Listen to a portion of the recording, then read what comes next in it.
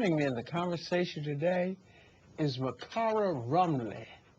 Mrs. Rumley is an environmental justice attorney and coordinator with the GreenLaw firm, where she focuses on community organizing, fundraising, and environmental justice considerations in conjunction with clean air and water litigation. She is a graduate of George Washington University Law School and received her undergraduate degree from Spelman College. Her interests in the nexus between human rights and Mother Nature began early in her career during her work with Amnesty International and the National Geographic Society. Welcome, Mrs. Rumley. Thank you for having me, Commissioner Darnell. We are so pleased to have you here.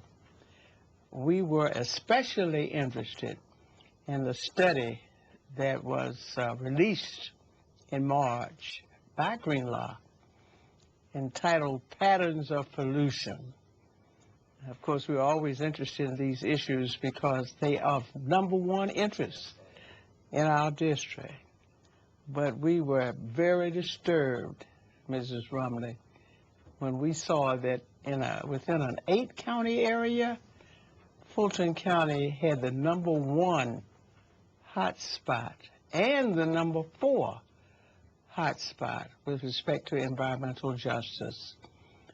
And when I distributed this information in the district, there was great concern and interest. And this is one of the areas that we were asked to explore. And I wanted to talk to you today about the study and about the implications of the study for this district and indeed for Fulton County and the metro area. Right. I believe the study covered a 14-county area. Is that correct? Yes, it did.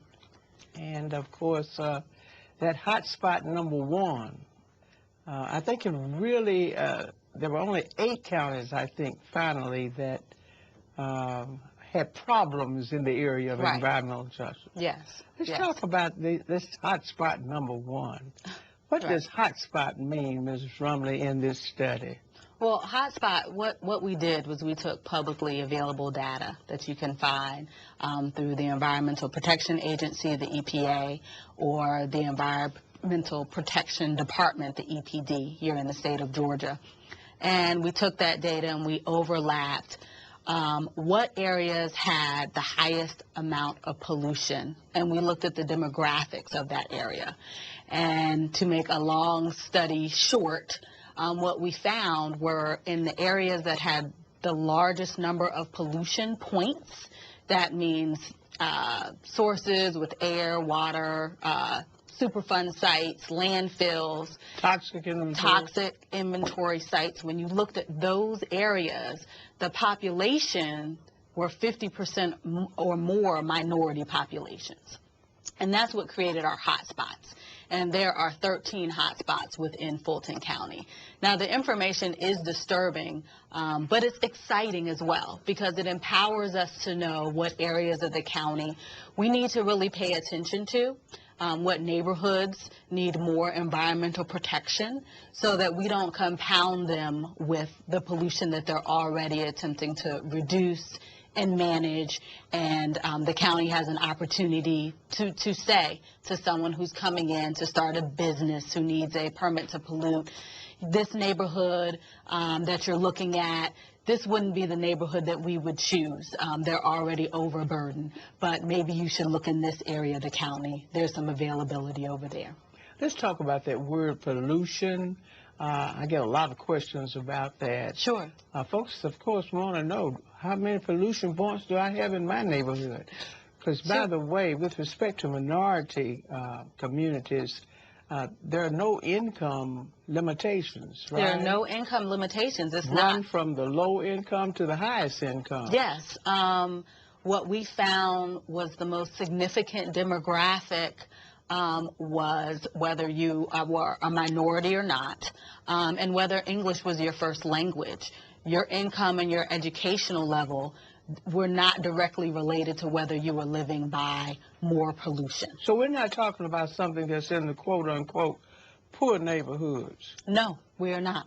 We are not. And what's also a great opportunity for the citizens of Fulton County is you can go on our website. This is publicly available data. It's not a secret. That's so important. I want everybody to listen to this very carefully. Not a secret. www.greenlaw.org. And you can use our mapping tool, put your address in, and you can see what pollution is around you. And you can see what your score is. And that empowers you to know what you need to do then to be involved in reducing that pollution, making sure that those companies are good neighbors, and it helps you to communicate better with your politicians and people who are representing your interests and needs. Well, I think that's very important, the information that you've given with respect to the definition of a pollution point. Yes. That's public information. Well, what's not public about it, what we had to make sure that we were able to discover is that relationship between your minority status, your income, your education, and the high levels of pollution. It's not a surprise that these studies have been done since the 70s, and where they found that tribal lands have been dumped on more, have toxic sites in minority neighborhoods. Sometimes this industry was there first, and the communities came to them, and sometimes vice versa. It's the reverse, the chicken before the egg. Yes. But what's most important at present is that the companies are good neighbors, and they are operating. Many of them are. Many of them are. I mean, your local dry cleaner has a water permit. They have a permit to release some of the chemicals that they use to clean your clothes into the waterway. And then it is then processed and cleaned at that point and recycles back around. Is that what we mean by a permitted facility? A permanent facility permitted means that any company that is going to be releasing toxins, chemicals and pollutions into the air or into the water has to get a permit or a license from the Environmental Protection Department here in Georgia. And there's certain parameters that they have to follow. There's certain reporting requirements that they have to follow. And while there are good neighbors, there are some neighbors that not so good pollute without permission. And that's serious, problem when that happens, because then the state can't regulate and they don't know what's going on. And that's why it's really important to have communication. And if you see something that doesn't look right, you're by your local creek, or you're by the Chattahoochee River, or Utoy Creek, Proctor Creek, any of the creeks located within your district. If you see something that does not, or your neighborhood, call the EPD. Call them and let them know that something does not look right, and they will come and investigate. We're going to have those numbers on the screen. Sure.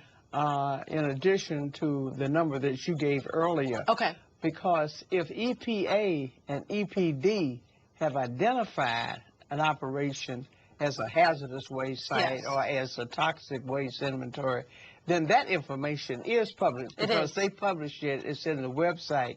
Because I noticed it in your report. You listed the kinds of facilities and the kinds of sites that are on the EPA and EPD list. Yes. But you made a very important point that I'd like to emphasize, and that is, even if an activity isn't on their list, you can call EPD and get that information. Yes, and you can file a complaint or a concern, and they will investigate. Tell me more about that complaint filing process. You can probably call the general number and let them know what your concerns are, and they will transfer you to the correct department. Us at GreenLaw, we're a nonprofit environmental organization and public interest firm, and we represent environmental organizations and community groups protect themselves from environmental pollutions. We empower them and use the law to make sure that there are environmental protections for them. I want to go into that a little more after the break, because it's so important for citizens to know what can I do about it? What can I do? Thank you so much. We'll be back in a moment.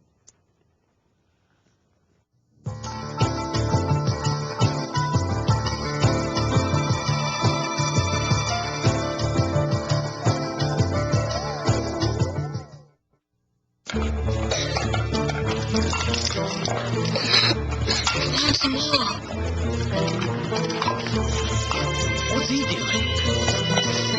But he can't. Look at him.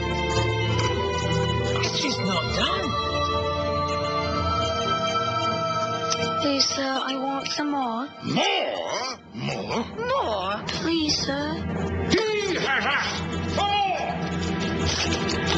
Thank you. What? Well, we did say please, sir. Yes, he did. And thank you. And thank you. He's a wonderful boy. A delightful boy. Please. And thank you. Pass it on. Thank you.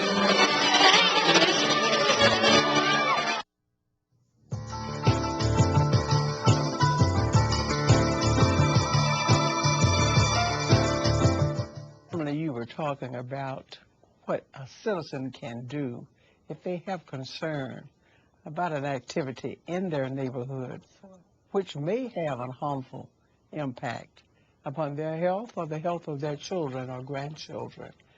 Tell us a little bit more about how they can gain access to information. Sure. What most people don't know is you can call the non-emergency number of 911 if something looks just really hazardous. I didn't know that. And they will point you in the right direction. You can call your city Department of Works department if you turn county. If you turn on your faucet and the water is brown, they need to know that because there's something not connected correctly with the pipes. Let's talk about some of the kinds of activities that we know that EPA and EPD have already permitted. Okay. Landfills. Yes. Yes. Sewage treatment plants. Yes. Hazardous waste sites you mentioned, toxic waste sites. Almost all of these have been permitted because of environmental legislation. Is that correct? They have. What's most disturbing, though, is just the location. That's what this is about. Yes, that the minority communities are living next door to these facilities the majority of the time. And just in fairness, we need to be able to spread a facility that we do need to operate. We need a wastewater treatment plant. We need it. It just doesn't always need to go in a poor minority neighborhood or in a neighborhood where English is not the first language. It just doesn't always need to go in those neighborhoods. How did that happen? Sometimes the land is cheaper. There are many theories in terms of why those locations Some are government cited it, though, right? Yes, they cited it. And what we really want, just people who sit on zoning boards and commissions, to really pay attention. Make sure that the decisions you're making are within your comprehensive plan for the county, and to just make sure that a community is not being treated unfairly. And even in developing those plans, it's important for those of us, I guess, who are public policy makers to have access to this kind of information. Yes. Because my observation has been that many of the land use decisions that we make, we're not aware. Many governments. This government has been a little different in that regard.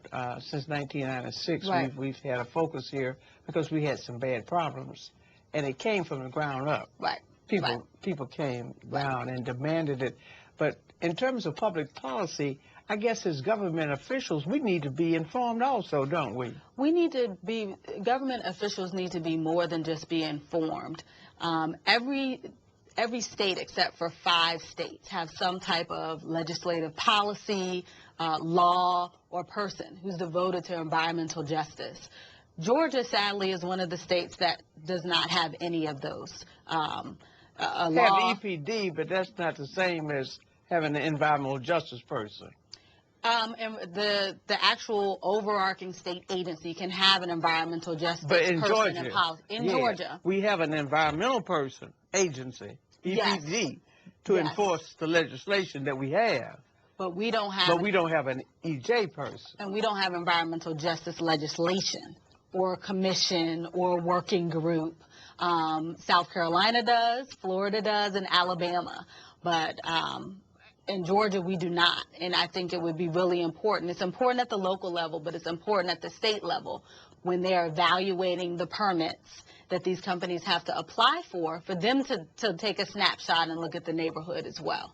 That certainly is important, because one of the things that we have observed as we've done some research on this in terms of making land use decisions here in Fulton County, we noticed that many of the permitted facilities by EPA have not been inspected by EPD in some time. They're yes. on the list, but they haven't Right. been really, many are in non-compliance and have not been inspected for a long time. Well, in fairness to EPD, that's a funding issue. They don't have the anybody, people. do they? They don't have the people. the workforce that they need in order to do all of the investigations. And of course, that are necessary. EPA doesn't enforce the laws in states. That's for the state agency. That is for the state agency, yes. Yes. Let's talk about this hotspot number one. Yeah, hotspot number one is pretty unique because it's at the intersection of Fulton, Cobb, and Douglas County. Kind of regional there a little bit, isn't it? Regional, yes, and it's a lot of truck traffic, a lot of diesel trucks. It's a highly industrial area, but there are also some historic neighborhoods over there as well. And so it's a delicate balance between residential and commercial zoning. It has to be a balance, though, doesn't it? When the companies are already operating, when the people are already living there, and neither one is going to move, both have to work together to strike a delicate balance where each is respectful of the other's position. And how is it that this is hotspot number one, and maybe a location in Cherokee might be number 8 or 9? Why is it? What does number one mean, the significance of number one? Number one means it has the highest number of pollution sources within the 14-county region, and it has a population that is over 50% minority that live in that area. I also noticed that in addition to minorities as a group, low-income groups, whatever their rate, whatever their minority status, yes. I noticed that they also score high. They score high because they're going to live on the outskirts of town. They're going to live in motels where they can, rent rooms by the week, and that's usually not centrally located. It's, the urban sprawl. It gets wider and wider. And Fulton County Industrial, that used to be the edge. Now it's moved past that point. But just the population that lives in that area, they are just exposed to the industry. Well, we were very interested to learn from our Planning and Community Development Department that one of the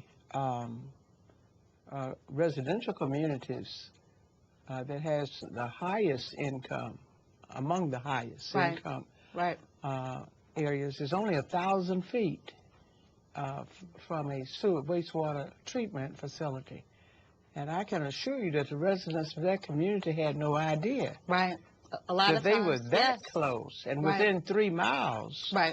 We're not talking about low-income communities in the area around hotspot number one. However, we also have hotspot number 4. Yes. Which is on the belt line. It's on the belt line. Which is in the central city. The Grove Park area. Yes. So there we find, though, that among the mid-income neighborhoods, there are. This is an area where we've had systemic poverty and unemployment for many, many years. And this area also, well, it ranked number 4. Which means that it also had a large number of pollution points. But on the point about balance, we find that folks are not interested in trying to close businesses or keep businesses out. In fact, in this area, Fulton industrial area, many of those communities, Carroll Heights, Collier Heights, they want to encourage businesses to come in who can provide jobs for their children and their grandchildren, because they recognize that, you know, economic development has to partner with what we're trying to do in terms of safe environments. Sure. If we're going to be whole. And that's why I think it was so important to note that there are businesses Right. that recognize this. And when they come in, this has been our experience, they're interested in gaining support from the community. And one of the Right. first things the community asks about is what the impact is going to be on Sure. health, Sure. but jobs. And so it's a Right. balance, not only for the businesses who are there, but it seems as if the report is suggesting even for those that come in.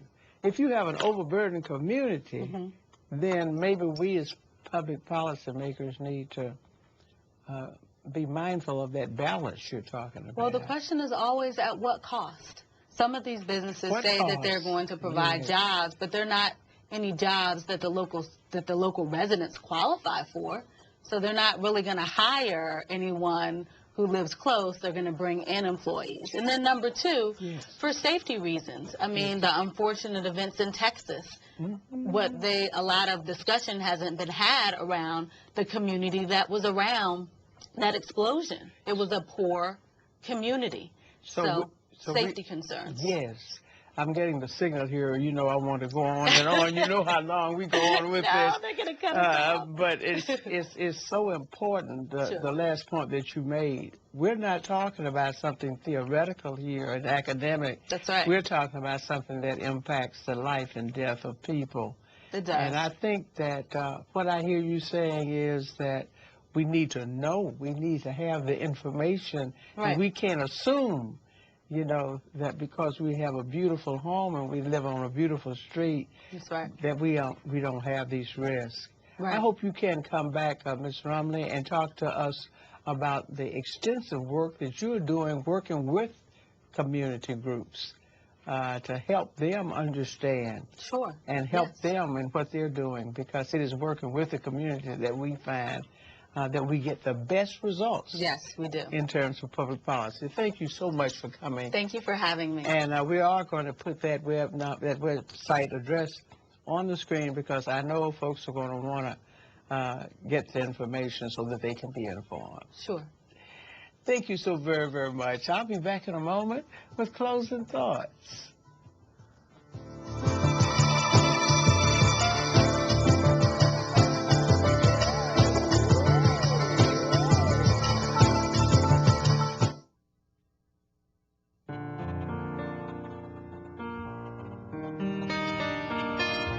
The more I search for my significance, seems the more I disappear.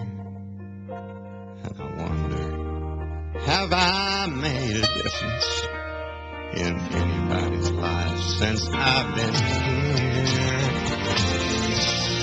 And I can hear your laughter, it's the sweetest sound I've ever known. I don't know how love happens, but I know I'm not alone. And I do have faith in you. And after all this time, sometimes I see the truth, and I'm touched by your innocence, and now I'm not confused.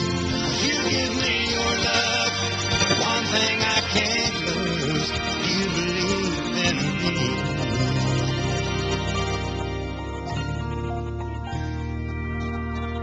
And I still have faith in you. Devotion. Pass it on.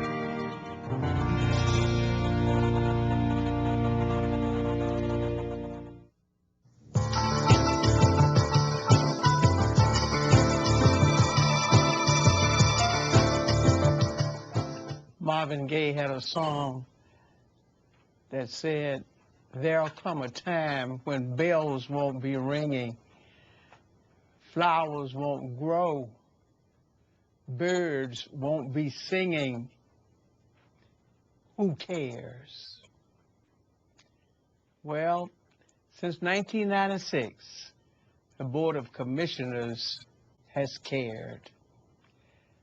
We have adopted a policy that prohibits the siting of landfills, hazardous waste sites, wastewater treatment, and permitted facilities in areas whose residents are predominantly minority or predominantly low income.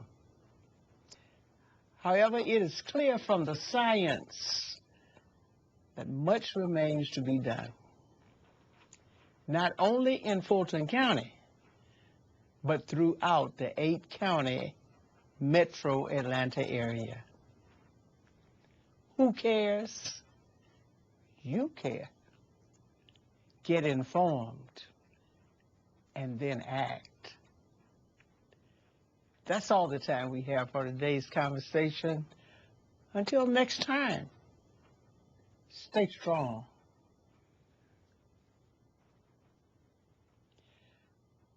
To learn more about today's conversation on environmental justice, contact me at 404-612-8222. That's 404-612-8222. You can also email me at emma.darnell@fultoncountyga.gov.